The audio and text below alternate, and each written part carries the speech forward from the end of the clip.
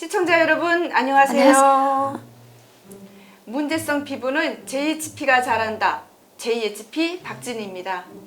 비등 가려움 때문에 고생하시는 분들은 더보기란에 연락처로 연락을 주시면 도움을 드리도록 하겠습니다.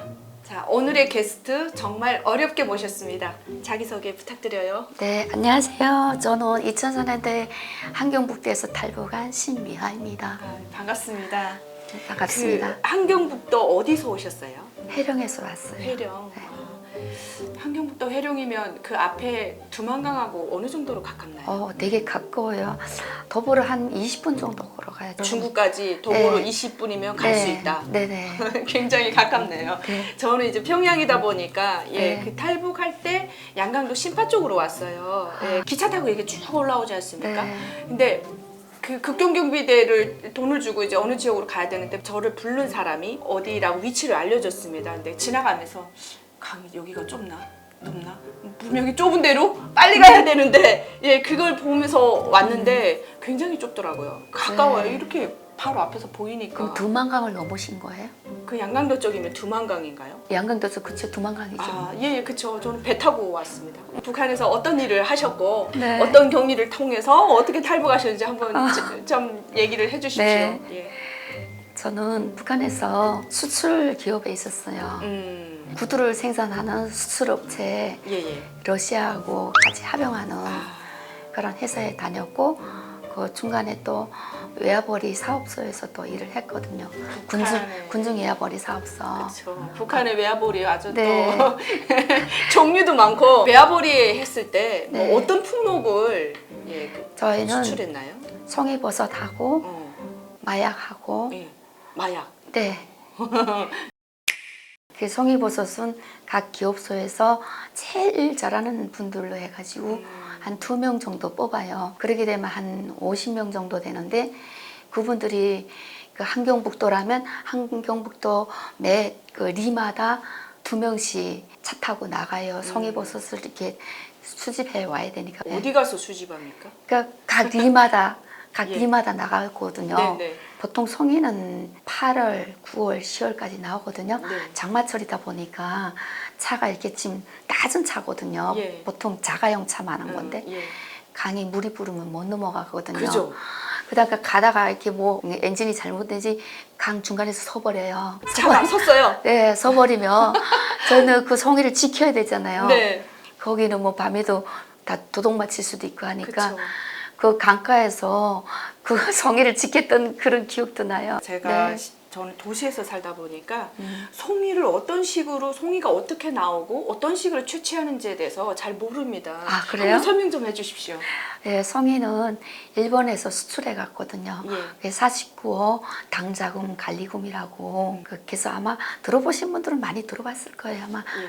그래서 각 도마다 이렇게 지시를 내려요. 몇 톤씩 이렇게 생산하라는 그런 지시를 내려서 각 도에서 사람들을 모집을 해가지고 다 보통 20대 여성들을 뽑아요.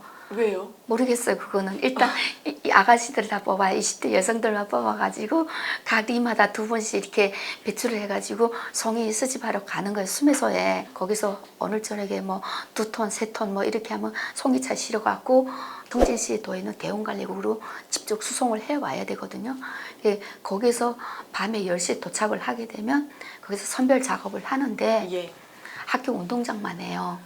거기에서 그 엄청 높은 그런 전기불을 켜놓고 밤새 거기서 선별을 해요. 근데 완전히 경쟁이 붙어요. 각 도마다 막 방송을 불어대고 응원 차원에서 얘는 밤엔 졸리잖아요. 졸리니까 막 노래도 틀어주고 평양에서도 공연단이 내려와요. 그 중간에 쉬는 시간이 있거든요. 잠깐 30분 정도. 그러면 거기서 뭐 공연도 보여주고 막 그래요. 그러면서 각 리마다 이렇게 차들이 막 들어오잖아요. 그래서 대원관리국 앞에는 그 뭐랄까 정류소예요. 각 리마다 나가는 도마다 나가는 버스 중에서 그 택시장 같은 그런 데거든요.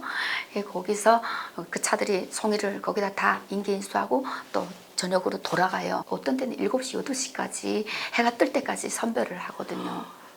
와, 그냥 밤새 하는 거네요. 예, 밤새 물량을 해요. 맞추기 위해서. 예, 그러니까 그 송이는 그 수분이 감소되기 때문에 그날 들어온 거는 그날로 다 선별을 해서 이렇게 바구니마다 A, B급, C, B 이렇게 나눠서 대용 냉장고에다가 넣어가지고 배가 되게 하고 있으니까 그날로 또 바로 냉동차가 되게 해가지고 실어 나가고 있거든요. 궁금한 게 있는데 네. 이제 남한으로 따지면 지자체에서 매입을 하잖아요. 다. 네네네. 북한에서도 따로 이거에 대한 수단 같은 게 있어요. 그러니까 그 송이 채취하는 분들은 일반 주민들이잖아요. 그분들한테 설탕이나 밀가루, 뭐 공업품 같은 거 이렇게 주면서 바꿔줘요. 1kg당 뭐 다 정해져 있거든요. 뭐 1kg에 설탕 몇 킬로, 뭐 기름, 콩기름 몇 킬로 이렇게. 그러니까 그것 때문에 미공급 시대에 엄청 굶어 죽었잖아요. 그러니까 그 송이딴데 사생결단하거든요. 그러겠네. 저도 거기서 저희 오빠하고 송이 따라 갔는데 하루 종일 돌아다녔는데 한 뿌리도 못 캤어요. 제 눈에는 보일 수도 없고 딸 줄도 모르고 하니까 그렇게 힘들더라고요. 근데는 따시는 분들은 잘 따더라고요. 그게 산에 송이가 이렇게 납니까? 예, 소나무 밑에는 송이들이 나는 밭이 있어요. 때로는 운이 좋으면 밭을만 나가지고 거기서 보통 몇 킬로씩 바로 따거든요. 그 자연산이네요, 그러니까. 자연산이죠. 그러니까 일본에서 그렇게 요구하는 거예요. 그때 우리가 얘기 들은 거는 일본 개인집들에서 송이 한 뿌리를 이렇게 천정에 매달고 있대요. 그럼 되게 잘 사는 집으로 이렇게 본대요. 아, 송이를 부족처럼 네, 먹지 않고 달아낸대요. 매달고. 그럼 이 집은 잘 사는 집이구나 이렇게 인정한대요. 그만큼 송이를 일본에서 많이 수출해 갔거든요. 야, 근데 저도 북한에 있을 때는 송이가 싫을 정도로 먹었던 것 같아요. 아버지가 이제 구해 오셔가지고. 근데 뭐 어릴 적에는 이렇게 몸이 좋은 것보다는 달달하고 맛있는 게 더 좋잖아요. 예, 그러니까 송이가 뭐 별 맛이 없잖아요. 맛이 예, 없어요. 그냥 생버섯 씹어 먹는 것 같고. 맞아요. 예, 근데 남한에 와서는 비싸서 한 번도 못 먹어봤습니다. 저도 한 진짜로. 번도 못 먹어봤어요. 그러니까요. 우리 북한에서는 그냥 먹기 싫어서 안 먹었는데. 저희 야. 그 송이채 그 선별할 때는 아예 주머니에다 소금을 넣고 나와요. 네. 작업 들어가기 전에. 예. 그래갖고 이렇게 종이다 펴놓고 찍어서 먹어요. 먹는 건 뭘 안 하거든요. 워낙 파송이들도 많이 나니까. 근데 되게 재미있는 에피소드가 또 하나 있는데 그때 고난의 행군 시기고 하니까 다 어려운 시기에 송이 그 작업을 하게 되잖아요. 선별돼서 나왔으니까. 그러니까 그 한 뿌리 어떻게 팔아서 생활에 보태려고 어떤 분들은 선별하면서 여기 바지춤에 다 숨기거든요. 그걸 아니까 중간에 작업하는 도중에도 다 집합을 시켜요. 그래갖고 몸수색을 해요. 예. 이게 툭툭툭 이게 만져보게 하라 그래요. 그럼 이게 딱 윤곽이 드러나잖아요. 그렇죠. 그래서 잘못돼가지고 수령님 당자금 마련하는데 손을 댔다고 그래갖고 바로 그 자리에서 쫓겨가가지고 다음날에 들어가가지고 그 회사 들어가가지고 엄청 비판을 받고 낙인이 찍혀갖고 진짜 그럴 정도인데 그러다 보니까 집합을 시키면 동시에 다 화장실을 가요. 그래서 저는 그때 검수를 하다 보니까 왜 저 동시에 다 화장실을 가지 그랬거든요. 근데 나중에 제가 그 검사 끝나고 화장실 가고 싶어 갔는데 재래식 화장실 있잖아요. 사람이 무의식적으로 이렇게 뚝 내려다보는데 글쎄 송이가 막 산더미처럼 있는 거예요. 근데 화장실에. 네. 보니까 그 집합하기 전에 화장실 가가지고 거기서 다 버리는 거예요. 안 그러면 쫓겨 들어가니까. 간혹 어떤 날은 그 검사 안 하는 날이 있어요. 숙소에 갖고 들어와요. 그럼 배낭에 넣어놨다가 거기는 이 시설이 뭐 세탁하고 샤워하는 시설이 없기 때문에 거기 강이 있어요. 그 강에 나가가지고 이렇게 빨래도 하고 들어오는데 빨랫감 갖고 나가는 초감에 거기다 숨겨가지고 나가는데 그 정문 밖에는 그 시장 아줌마들이 줄 서 있어요. 송이를 사려고. 네, 손줄을 갖고 와갖고 그 자리 우리 따라와요. 예. 송이 사겠다고 눈치 딱 보면 아니까 언니 송이 있어요 막 조용히 얘기해요. 그 아무 소리도 안 하면 그냥 따라와요. 그 가까워가지고 손줄 해가지고 바로 거기서 현금치기 하는 거예요. 그렇게 했었어요. 제가 유추해 보건데 아까 왜 20대 젊은 여성들만 뽑았다고 했잖아요. 네네. 이게 가정이 있으면 남편도 생기고 가지고 가고 싶어서 지금처럼 빼돌리는 그렇죠. 행위가 더 크다고 생각하지 않을까. 그래서 젊은 사람들을 뽑지 않았을까 유추를 해봤습니다. 막 그럴 수도 있겠죠. 그렇죠. 야, 그러면 그때가 몇 년도였습니까? 97년? 98년. 그러면은 하루에 기억에 네. 예, 송이를 얼마나 작업을 했습니까? 하루에 보통 뭐 몇십 톤씩 작업을 해요. 대원관리국은 함경북도 말고 함경남도 함흥시 쪽에 네, 네. 그쪽에서도 다 같이 집합을 해서 하기 때문에 아마도 제 생각에는 몇백 톤 되지 않을까. 그러니까 그렇게 그러면은 생각해요. 그게 집합장인 거네요. 뭐 네. 어디서 하든 그렇죠. 다 예, 이쪽으로 예. 와서 여기다 넣고 네, 다 네. 전국의 송이를 다 여기다 넣고 예, 그렇죠. 거기서 선별을 하는데 그쪽에서 일을 해보신 거네요. 네, 그쪽에서 대단하십니다. 아야, 북한이 그렇게 송이가 많나요? 엄청 많아요. 그런가요? 산이 많아서 그런가요? 산이 많고 산세가 깊으니까 송이는 깊은 산 속에서 많이 자라거든요. 그 송이를 따가지고 이제 그 대체품으로 네. 돈은 아니지만 물건으로 받았잖아요. 네, 네. 그게 생활에 좀 도움이 됐나요? 그래도 송이 따시는 분들은 그것 때문에 열심히 땄거든요. 그걸 또 시장에 가서 팔아가지고 또 돈으로 현찰로 쓰시는 분들도 있고 예, 지금도 송이 작업 하는가요? 할 거예요 아마. 그렇죠. 그 청진항에 배를 대고 있거든요. 일본 배가. 예. 항시 그러니까 매일 아침 거기로 냉동 대용차가 거기 가서 실거든요. 그러니까 8, 9, 10 7월 말부터 나오거든요. 예. 8, 9, 10. 그게 3개월 동안, 3개월 예, 동안. 송이철이고 그 외 계절에는 송이를 이제 바칠 수가 없었겠네요. 네. 그리고 그 전에 계절에는 또 마약을 하거든요. 제대로 접해본 적이 없어서 네. 한번 설명 좀 해주십시오. 저는 그때 그게 뭔지도 모르고 했었는데 네. 그 요즘 말하면 그 아편꽃 있잖아요. 그 양귀비. 저희는 큽니까? 그 밭이? 어마어마하게 크죠. 예. 그 저희는 6월부터 벌써 이렇게 회사에서 뽑으니까 송이철도 아닌데 왜 이렇게 빨리 뽑았지 이번에는 그랬는데 농장을 데려가더라고요. 예. 매 한 사람마다 밭고랑 이렇게 하나씩 이렇게 차지해가지고 이런 컵을 줘요. 종이컵을 똑같은 종이컵이에요. 종이컵을 주고 맨도나를 하나씩 줘요. 예. 이게 양귀비가 이렇게 망울이 지거든요. 꽃이 지면 그걸 이렇게 돌리면 진이 나와요. 그 진을 이렇게 손가락이 흩어갖고 이렇게 나가면서 꽃을 따는 게 아니고 꽃을 따는 게 아니고 꽃이면 망울이 있어요. 그 망울을 이렇게 맨도질하면 하얀 진액이 나거든요. 그게 마약이거든요. 그래갖고 이 한 컵을 채우면 쭉 나가가지고 또 돌아서 나오고 줄을 서서 그렇게 하거든요.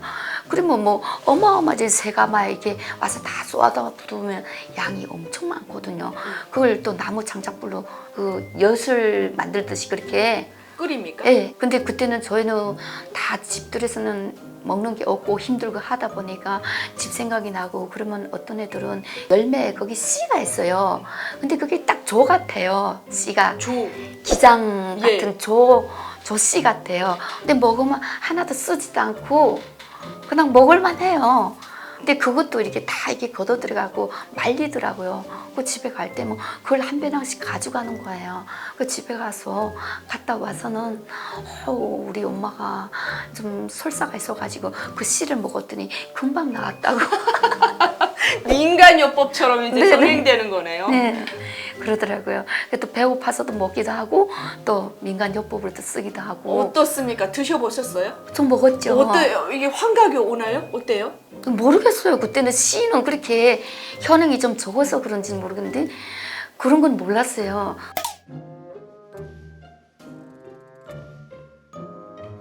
근데 모르고 넘어갔는지는 모르겠지만 그래갖고 그 액체를 만들어갖고 이렇게 두부처럼 이렇게 다 이렇게 엿동어리처럼 만들어요.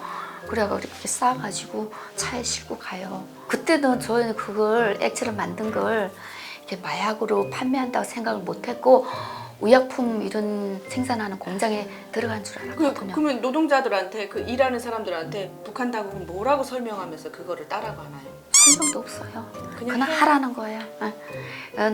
우리는 어차피 선정돼서 뽑아온 사람들이기 때문에 밥이라도 먹고 일을 하니까 행복한 거죠. 솔직히 그때는 막 쓰러진 사람 엄청 많았죠. 굶어가지고. 그러니까 거기라도 나오면 밥이라도 먹을 수 있으니까. 좀 궁금한 게 있습니다. 네. 왜 마약은 중독성이 강하다고 하잖아요. 근데 혹시라도 그 진액을 한번 맛보신 분이 있다든가 그래가지고 거기서 뭐 마약 중독자가 생겼다든가 이런 케이스는 없었어요. 그때는 그런 걸 전혀 몰랐어요. 순진하구만. 다 아가씨들이고 그런 걸 처음 접하다 보니까 저도 몰랐거든요.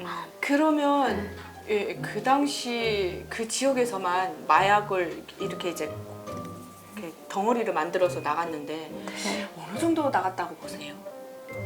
거의 한 2석 달을 하거든요. 예. 근데 매일 이렇게 새가마를 하나씩 끓이다 보면 얼마나 될까요? 그걸 가늠하기는 저는 어려운데 일단 매일 새가마에 엿을 다리듯이 이렇게 나무 갖고 씻었거든요. 예. 근데 저는 여기 대한민국 와가지고 간장용으로 이런 도로 주변에 그 양귀비 꽃이 피는 거 보고 깜짝 놀랐어요. 마약을 재배하나 속으로. 근데 알아보니까 그게 아니더라고요. 그 꽃을 알아보시니까 꽃을 여기- 보면 아니까 저는 그래서 놀랐던 기억이 있어요. 저는 아직도 양귀비가 뭔지 모르는데 오늘 가서 한번 찾아는 보겠습니다. 예, 요즘은 길거리에 많이 심어요. 그래요? 예, 그거 합법인가요? 예, 합법이길래 심었겠죠. 자, 그러면 어떻게 돼서 네. 그 탈북을 하게 됐습니까? 저는 신랑이 국경경비대 소대장 했었거든요. 예, 그 당시 결혼을 하셨네요. 예. 아니죠. 그러니까 결혼하기 전 딱. 그러니까 이제 좋아하는 사람. 네네네, 예, 그 정도였거든요. 그래가지고 결혼해서 한 6개월 만에 예. 탈북을 한 거죠. 근데 그 연애 과정이 있잖아요. 네. 그 연애 과정에 같이 계속 만나면서 그 밀수하시는 분들이 그분하고 이렇게 같이 작업을 하다 보면 뭐 한국 드라마라든가 무슨 이런 것도 갖다 줄 때 있어요. 예. 뭐 부탁하게 되면 그럼 또 몰래 보거든요. 또 같이 볼 때도 있고 그러다 보니까 나만 이렇게 발전됐구나. 그래갖고 지금 현직에 있을 때 우리 빨리 가야 된다고 앞지가 달달달 볶았어요. 예. 드라마를 보고 이제 마음이 변하신 거네요. 네네, 그렇죠. 그래가지고 저희 그 남편은 거기서 애완용개 장사도 해가지고 예. 거기 또 뭐야 여단에 가가지고 막 처벌받고 그랬었거든요. 워낙 그쪽에 근무하다 보니까 그래서 한국 드라마 많이 보면서 가야 되겠다 언젠가는 그래가지고 준비해가지고 떠나왔습니다. 예. 그때 뭐 보셨던 드라마 어떤 네, 거 기억나십니까? 뭐 천국의 계단, 모래시계 뭐 이런 것들 그런 것들을 봤었고 많이는 봤는데 좀 기억은 안 나요. 하도 오래돼서. 그러면 신랑하고 같이 네. 이제 손을 잡고 아니요. 그 단계별로 왔었거든요. 왜냐면 한 번에 다 없어지면 안 되니까 제가 먼저 가서 연락을 하게 되면 그때 넘어오라 그랬었는데 그냥 한 달 차이로 딱 바로 넘어왔더라고요. 제가 베트남 와서 베트남 안가에 와 있었는데 한 달 만에 바로 거기로 딱 들어왔더라고요. 저 같은 경우는 저는 이제 집이 평양이었는데 그러니까 한 달 동안 사라지셨어도 네. 남편분이 뭔가 그 해명하고 뭐 어디 뭐 처가댁에 갔다 뭐 이렇게 이게 가능하지 않습니까? 근데 저 같은 경우는 그게 어려웠어요. 그 뭐 어디 갔다 뭐 그러면은 그거에 관련된 거를 다 일일이 설명도 하고 그 알리바이를 만들어야 되는데 그러요. 예, 참, 어렵죠 그쪽에서는. 근데 저는 국경 쪽이니까 워낙 가깝고 하다 보니까 또 예, 그쪽 근무하는 군인이니까 그렇죠. 그러니까 자기가 소대 그 대원들을 너 들어가 자라 내가 근무 섞게 내가 순찰할게 이렇게 하고 나를 불러서 이렇게 넘기고 그랬거든요. 근데 혼자 간 건 아니고 이거 빅뉴스입니다. 국경경비대 소대장이 너가 다 같이 자라 하고 예, 그 국경경비를 지켜야 될 소대장이 네. 예, 같이 탈북을 했다. 네, 빅뉴스입니다. 그러면은 네. 이 탈북 과정은 좀 수월했겠습니까? 네, 수월했어요. 예, 그러면 뭐 어떻게 오자마자 뭐 중국에서 좀 살았나요? 아니면 바로 바로 또 저희 중국에 친척이 있어가지고 연길에 이 친척 집에 있으면서 부로크를 또 찾았어요. 근데 부로크가 워낙 그쪽 일을 많이 하셨던 분이라 조선족인데 그 길을 잘 알아가지고 다른 분들은 엄청 고생했던데 저는 솔직히 말하기 좀 민망한데 고생을 안 했어요. 고생 안 해야 우리 넘어오고 거기서도 고생했는데 탈북 과정도 고생하고 이거는 너무 불공평한 것 같아요. 근데 들어보면 또 너무 미안하더라고요. 난 왠지 그냥 기차 타고 택시 타고 오토바이 타고 그랬었거든요. 예. 하노이 그 국경에 오게 되면 그 메콩강 그 배를 쪽배 타고 넘어가면 바로 오토바이가 대기하고 또 오토바이 타고 가면 또 택시 대기하고 그렇게 해가지고 예. 너무 쉽게 가가지고 몇 발짝 안 걸었던 것 같아요. 어, 브로커를 어떻게 만나는가에 따라서 다 천차만별인 것 같아요. 고생을 진짜 바가지로 하면서 온 것 같아요. 베트남 안가에 와가지고 한국 대한민국 정부에서 그 대한항공 비행기를 띄운 때가 있거든요. 2004년도에 그때 대대적으로 뉴스 나왔어요. 아마 비행기 두 대인지 와가지고 거의 400명이 넘어왔을 때 왔거든요. 그래서 한 달 만에 바로 또 비행기 타고 왔잖아요. 근데 그때 막 3층으로 돼 있는데 저는 들어가 깜짝 놀랐어요. 나처럼 이렇게 탈북한 사람이 이렇게 많았었나? 나는 베트남 안가에. 안가에 저는 너무 놀랐어요. 막 2층에 있고 여성분들 막 50명씩 있고 또 3층에 남성분들 막 30명씩 있고 애기들 있고 아이들 있고 저는 진짜 놀랐어요. 근데 제 뒤로도 계속 들어오더라고요. 어떻게 루트는 다 알아가지고 그쪽으로. 근데 그 이유는 그게 막혀서 다 뭐 다른 쪽을 또 온다고. 저는 2008년에 왔는데 그때는 네. 이렇게 기다리지 않고 거기서 뭐 이틀이든 3일이든 있다가 배가 준비되면 또 가고 여권 없이 그냥 막 가는 거예요. 그러니까 그때는 잡히는 확률이 굉장히 많았던 거예요. 그렇겠죠. 저 때도 20명이었는데 뒤에 10명 잡히고 앞에 무대포처럼 나간 10명은 살고. 고생 많이 하셨네요. 아유 근데 떠나면 기집 떠나면 다 고생이고 네. 이 고생의 차이를 뭐 말하자고 하면 끝이 끝이 없죠. 없죠. 맞아요. 그래서 신랑분하고 같이 한국에 와서 네. 처음에 한국에 딱 내리면서 어떤 느낌을 어떻게 느끼셨어요? 저는 머리가 어지럽더라고요. 왜냐면 너무 멋있고 화려하니까 건물 다 시꺼먼 건 보다가 그쵸. 너무 발전된 모습 보니까 머리가 휘잉 돌더라 순간적으로. 예. 정말 멋있다. 근데 전에 오기 전에 저희 형제 중에 또 먼저 오신 언니하고 동생이 있어가지고 얘기를 좀 많이 들었어요. 네. 북한에 있을 때도 전화 통화로 거기 있지 말고 빨리 오라고 계속 전화도 몇 번 통화를 했었어요. 그러다 보니까 어느 정도 발전된 건 알았지만 현실적으로 보니까 좀 입이 또 벌어지더라고요. 근데 제일 웃기는 에피소드가 저는 나와가지고 그래도 또 한 1년 만에 차를 샀는데 예. 그 보통 식당에 가게 되면 주차를 시켜주지 않아요. 차키 맡기고. 근데 북한처럼 생각하고 뭐 차키를 맡기고 저 차를 가지고 도망가지 않나 싶어갖고 예. 밥 먹다가도 이렇게 내려다보고 한 번 또 거기 주차장까지 또 나가봤어요. 내 차 잘 있나 싶어갖고. 나 지금도 생각하면 너무 웃겨요. 도둑놈이 너무 많아. 그러니까요. 그죠? 저 기차 타고 가는데 네. 신발 벗어놓고 잤어요. 예, 근데 일어나니까 신발이 없어졌어. 다음에는 가방이 없어졌어. 저는 좀 급이 높은 네. 칸을 타고 갔음에도 불구하고 가방 몸에다 둘둘 말고 이 신발은 가방 안에다 넣고 이러고 잤다니까요. 일어나면 다 없어져 버려. 그건 또 괜찮아요. 저는 배낭끈을 다리 걸고 대합실에서 잠깐 졸았나 봐요. 눈 뜨니까 배낭이 없어지고 분명 잘나갔네. 내 다리 다 묶었는데 근데 배낭이 없어졌더라고요. 그 장사 물건이 있었는데 예. 막 눈앞이 캄캄했어 진짜. 그때 그 좀 앞에 가가지고 좀 뭘 불려갖고 예. 장사해 오려고 그랬는데 배낭 2개 다 잊어버린 거 눈 깜빡할 사이에.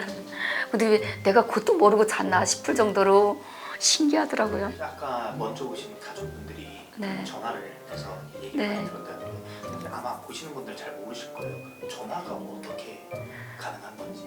전화가 북한에서는 이렇게 브로커 분들이 핸드폰을 갖고 있는 분들이 있어요. 중국에서 핸드폰을 개통해가지고 북한을 갖고 들어가가지고 그분들이 전문 그렇게 전화를 연결해준 일을 해요. 핸드폰 한번 빌려주면 돈 얼마 내고 이런 식으로 해서 전화 왔다고 전화 한번 받으라고 그래갖고 개인 집에 들어가서 전화 받았는데 나는 처음에 자기들은 여기 겨울에도 난방이 너무 잘 돼가지고 반팔바람에 산다 그러길래 거짓말이라 했어요. 거짓말 치지 말라고. 한겨울에 어떻게 반팔을 입고 사냐고 아무리 그래도 진짜라고. 처음엔 잘 안 믿겠어요. 그래서 저도 그렇게 오라고 했었는데 시간을 많이 끌었어요. 이게 신뢰가 안 가서. 그렇죠. 보지 않은 이상. 네. 한 1년은 진짜 고민을 많이 했어요. 가야 되나 말아야 되나.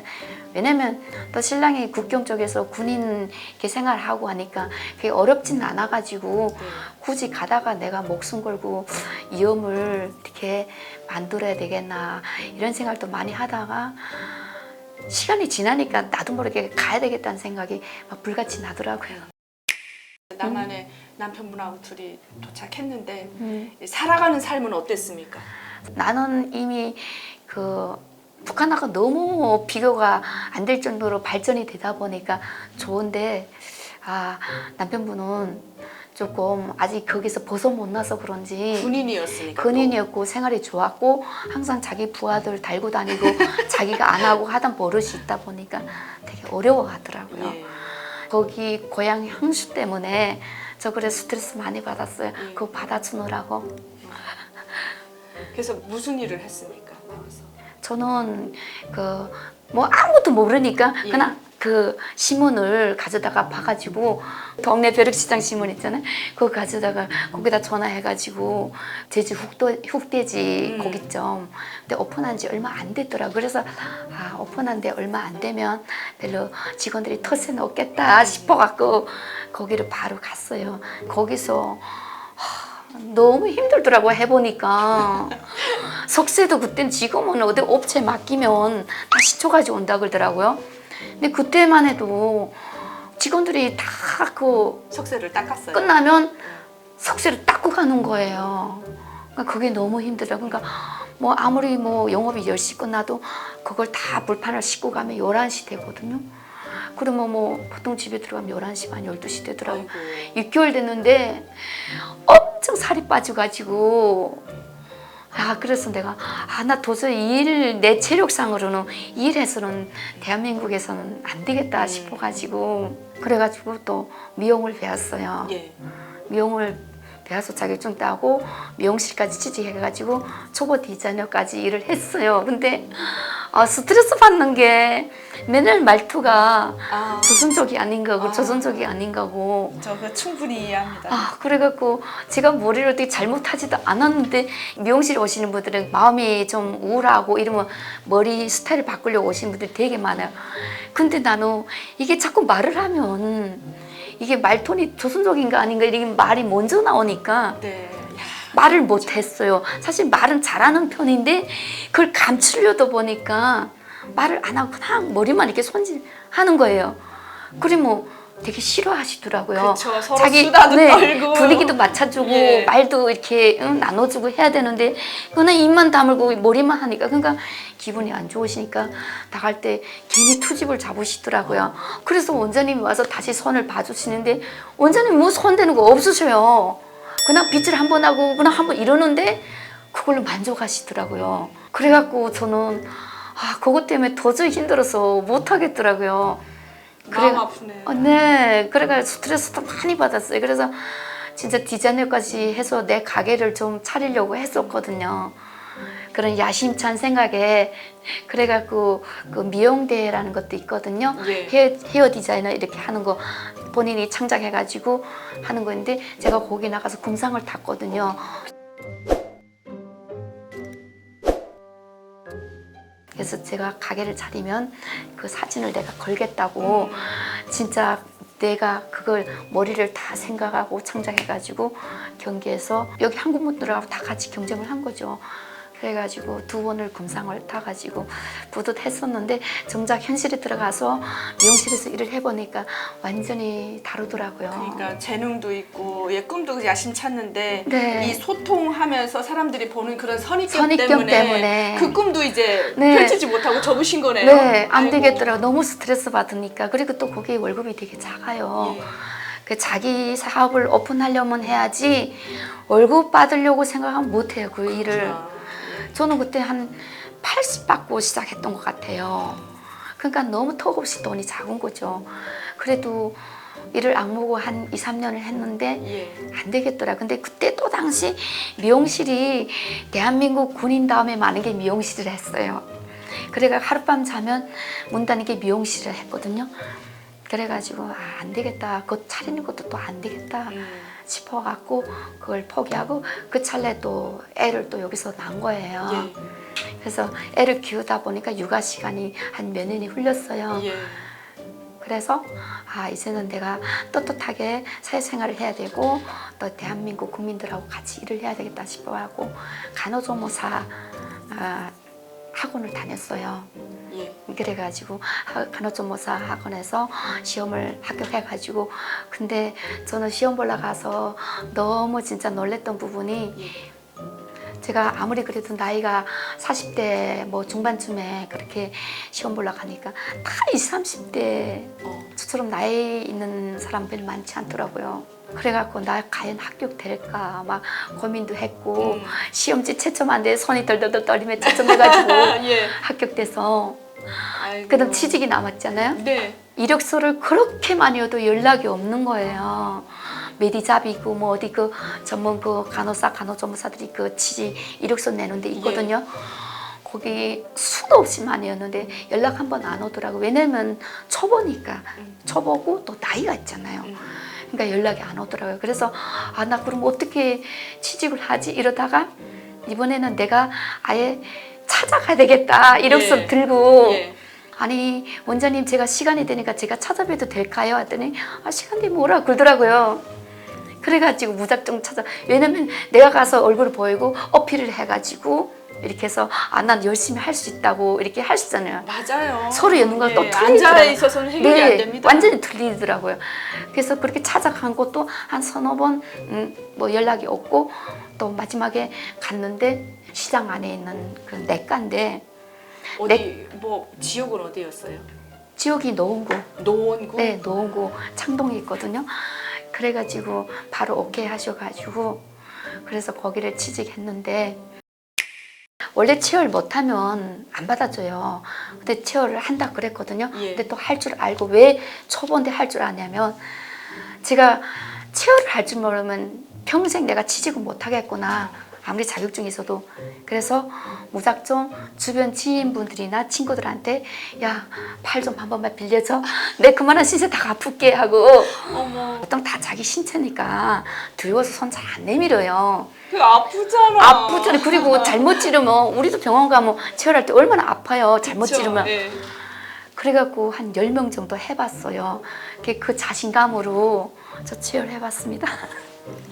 그래가지고 바로 출근한 그 다음날에 바로 원장님이 체열을 시키더라고요. 예. 손이 달달달달 떨리더라고요.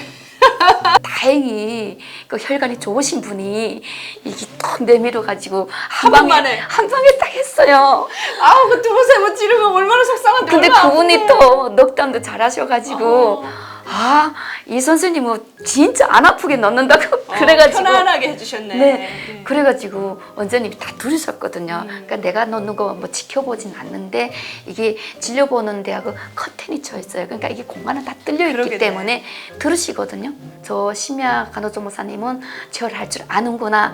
그 다음 날부터 나보고 체열을 하라 그러더라고 전문.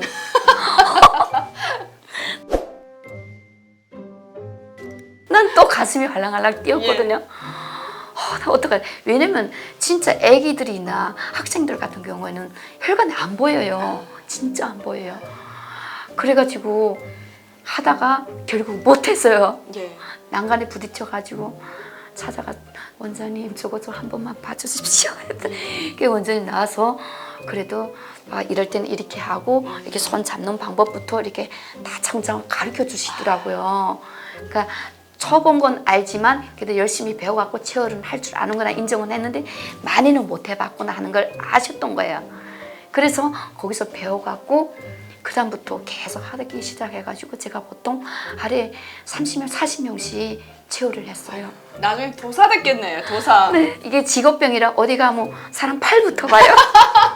저 사람 혈관이 얼마나 있나 없냐 그거부터 봤거든요. 야, 저는 이 혈관이 잘 없어가지고 네. 예, 딱 찌르는 데가 한 곳이에요. 근데 그날 두 번 찔러야 되는데 네. 곤란한 거예요. 맞아요. 네. 진짜 두 번 찌르면 그 다음 또 환자분들은 화를 내셔요.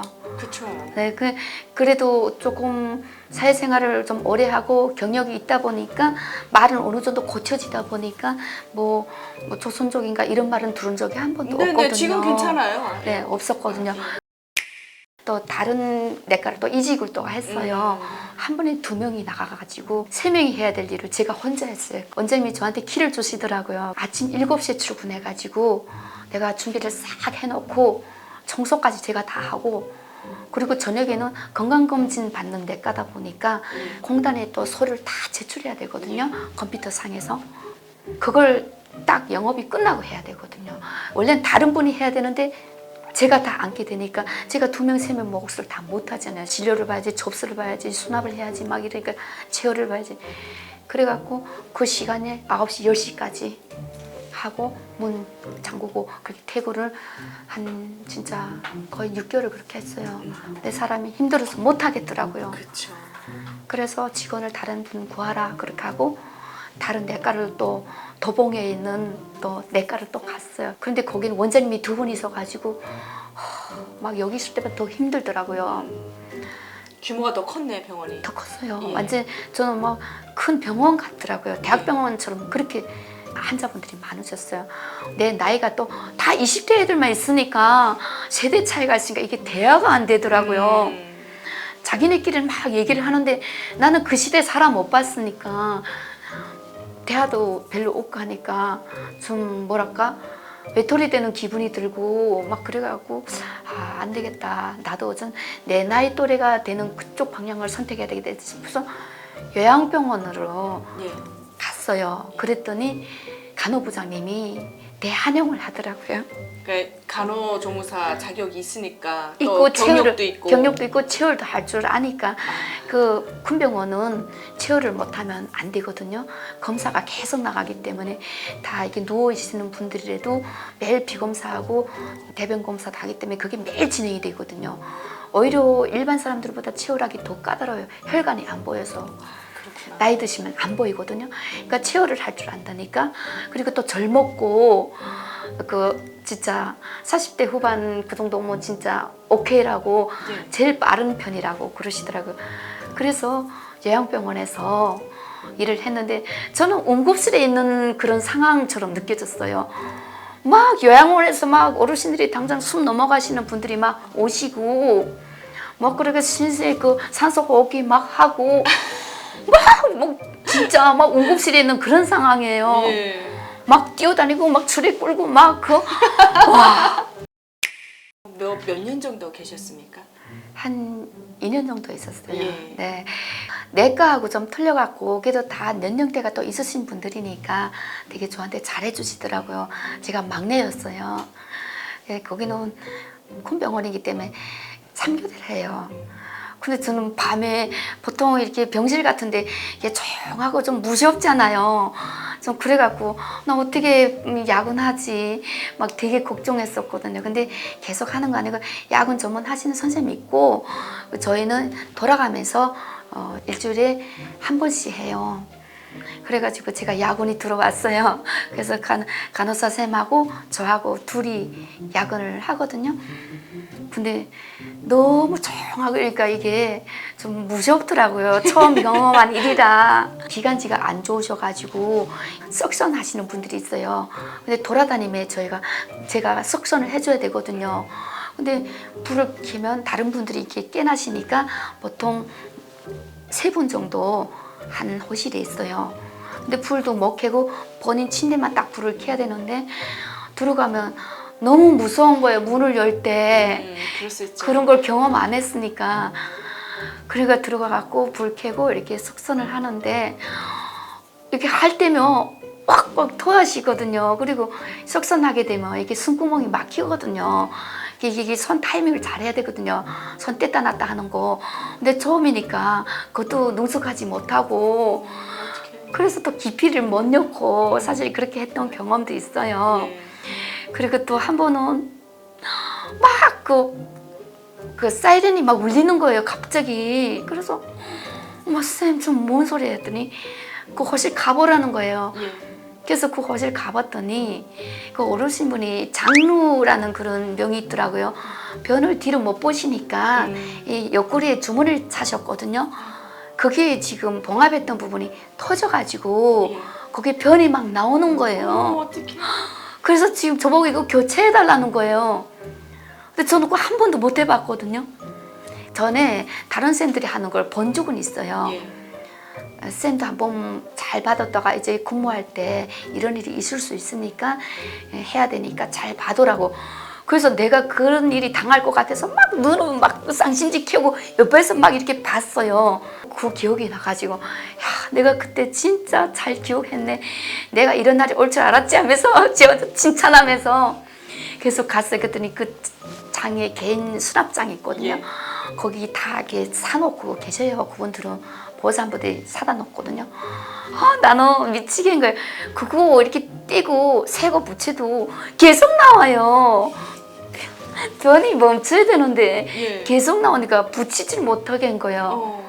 그걸 간호사보다는 그걸 다 감수해야 되는 거예요. 그리고 또 옷 여기저기 다 묻혀가지고 그분이 그 옷을 다 또 세탁실 가져가고 딱 붙이고 근데 그게 잘못 붙이면 자꾸 터져요. 예. 그날에도 또 터져요. 아이고. 근데 밤에 몇 번 가서 이렇게 몰래 들여다봤어요. 혹시 터졌나 싶어 하고. 네, 안 터졌더라고요. 근데 그 다음날에 수간호사 쌤이 출근해가지고 저한테 어제 저녁 고문 누구지? 좀 이따 했더니 저거 누가 했냐고 그러더라고요. 제가 해서 되게 잘했네. 보통 다 터지는데 해도 몇 번 터지는데 되게 잘했네. 그래서 칭찬받았던 적이 있어서 기분 좋았어요. 그럼 지금은 네. 예 계속 같은 곳에 다니고 계십니까? 아니요, 지금 잠깐 아파서 일을 못 하고 있어요. 저는 아침에 수간호사 쌤하고 그 직원들 한 7, 8명 분이 순회를 돌아요. 어르신들이 밤새 다 잘 있었나. 그때 순회를 하면서 인계도 다 제대로 되어 있는가. 또 야근 하신 분들이 제대로 인계인수 했는가. 그걸 인계인수 봤거든요. 근데 막 어느 순간부터 막 따라가기 힘들더라고요. 이게 막 빨리빨리 돌아야 되거든요. 호실이 너무 많으니까. 1시간 내에 보통 8개 그 병실 다 돌아야 되거든요. 그리고 또 조금 상담도 해주시고 하니까. 저희는 그 감염병동돼서 매 그 호실 들어갈 때마다 이거 비닐 그 가운을 다 입고 들어가요. 거기서 남은 그 호실의 건 다 버려요. 또 다음 호실 들어갈 때 또 새 거 입고 장갑도 다 끼고 들어가요. 근데 어느 순간부터 막 숨이 차고 따라 못 다니겠더라고요. 그리고 바쁠 때는 엘리베이터 타고 왔다 갔다 하기 기다리기 힘드니까 계단으로 다녀요. 근데 계단 올라갈 때 막 숨이 차고 욕창이 있으신 분들이 있어서 그걸 치료를 해줘야 되면 그 우려 추레기를 끌고 가야 되는데 너무 숨이 차가지고 그 증상이 좀 이상했네요. 네, 좀 이상하다 했어요. 한 달 스케줄 다 이미 짜져 있어요. 그럼 내가 결근하게 되면 다른 분이 대신해야 되는데 낙교대하고 야근 같이 또 해야 되는 거예요. 내가 야근에 못 나가게 되면 대체할 인연이 없거든요. 그 아픈 거 계속 참고 했거든요. 그러고 있었네요. 네. 그러면서도 병원을 안 갔어요. 출근해야 된다는 그 생각에. 그래가지고 어느 날 그게 올 것이 온 거예요. 그날 딱 내가 쉬는 날인데 갑자기 집에서 왔다 갔다 해도 그렇게 숨이 찬 거예요. 예. 그래서 근데 막 그다음부터 막 열이 나고 막 힘들더라고요. 그래서 내가 안 되겠다 싶어 병원 동네 그 호흡기내과를 갔어요. 이비인후과로 갔어요. 근데 거기서 숨이 딱 멎는 느낌이 들더라고요. 근데 이분들은 다 아니까 이 상태는 안 되겠다고 응급차 불러야 된다고 제가 불러달라고 그랬어요. 그래서 불러서 우지병원에 갔는데 검사를 다 하니까 종격동 계양으로 나오더라고요. 난 이름도 생서 처음 들어봤어요. 그래서 병원에다가 제가 갑자기 이렇게 병원에 입원했으니까 그렇게 알고 계시라고. 그래서 거기서 아마 스케줄 바꿨나 봐요. 직원분들이 응급처치하고 검사하고 하루 만에 나왔어요. 예. 그리고 또 출근 또 했어요. 하고 열흘 버텼어요. 숨이 찬 대로. 야근하는데도 우리가 이거 쉬는 타임이 있거든요. 저녁 7시 출근해서 10시까지는 저녁에 이렇게 할 수 있는 일을 다 링거, 뭐 주사, 약 이런 거 다 준비를 10시까지 준비를 해요. 10시부터 12시까지는 쉬는 시간에 조금 예. 잠깐 자요. 휴게실 들어가서 자는데 간호사 쌤하고 같이 좀 자거든요. 근데 목소리가 계속 소리가 나더라고요. 예. 그래서 나는 쌤 왜 그래 그럴까 봐 그걸 또 억지로 감추려고 막 소리도 못 내고 그렇게 견뎠어요. 몹실 갔다 와서 열흘 동안 또 그렇게 버티다가 또 증상이 나와가지고 예. 또 응급차를 불렀어요. 이번에 바로 내가 불렀어요. 그랬더니 울지병원에서는 그러더라고. 대학병원에 가서 한번 검진을 받아보라고. 한창 어디를 갈까 고민하고 있었는데 또 2차로 또 응급실 가서 울지병원에서 안 된다는 거. 자기네는 이런 분야는 할 수 있는 교수님도 없고 이런 수술 자체를 못한다 그러시더라고요. 그래서 고려대를 가자고. 그래서 고려대를 갔는데 1박 2일 동안 거기서 고생 많이 했어요. 숨이 막혀서. 그러니까 종양이 기도를 막은 거예요. 아이고. 네, 기도를 막아가지고. 암이군요. 네, 결국은 암이죠. 그래서 그때 고려대에서는 암이라고는 예측은 했지만 거기 조직 검사를 안 했으니까 그래서 고려대에서도 또 못한다는 거예요. 자기네도 이건 워낙 어려운 시술이라 더 큰 병원 가야 된다고. 그래서 또 저를 이간한데 코로나 시기니까 다 안 받더라고요. 그래갖고 거기 그 교수님이 밤새 전화를 해가지고 삼성의료원의 중환자실 네네. 가기로 했어요. 예.